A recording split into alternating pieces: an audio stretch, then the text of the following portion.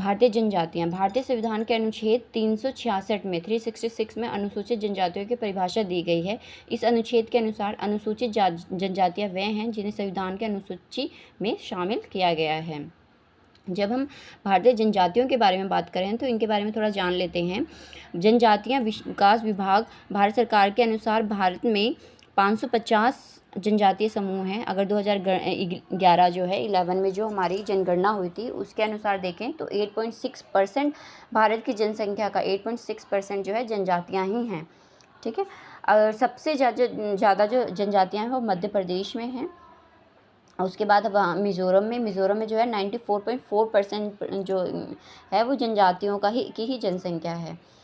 फिर उसके बाद एक संशोधन हुआ था 89 जो संशोधन हुआ था भारत संविधान में 2003 में, उसमें एक राष्ट्रीय अनुसूचित जनजाति आयोग बनाया गया था। अनुच्छेद 338 में इसके बारे में बताया गया है और उनके जो प्रथम अध्यक्ष थे वो US डेबर को बनाया गया था। ये बहुत इंपॉर्टेंट पॉइंट है। उसके बाद थोड़ा सा और मैं डिटेल में अगर जाऊँ तो कुछ जनजातियां हैं जिनके बारे में हमें जानना चाहिए।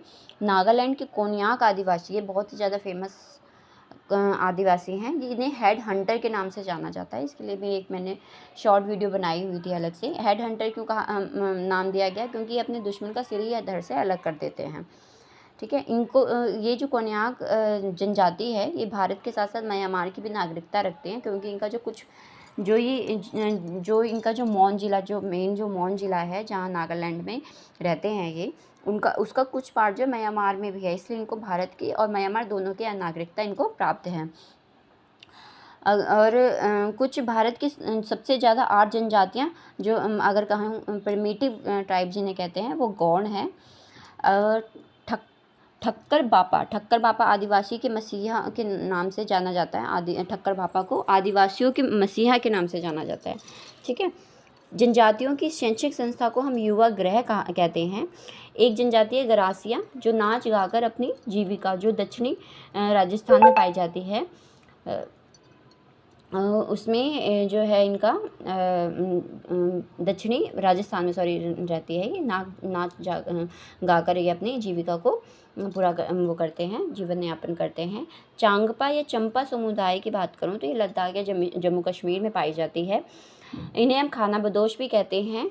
और यही जनजातियां जो हैं घुमंतू भी कहा जाता है और यही पश्मीना बकरी पालते हैं। जो पश्मीना शॉल रहते हैं जिन बकरियों से पश्मीना की ऊन निकलती है वो यही पालते हैं।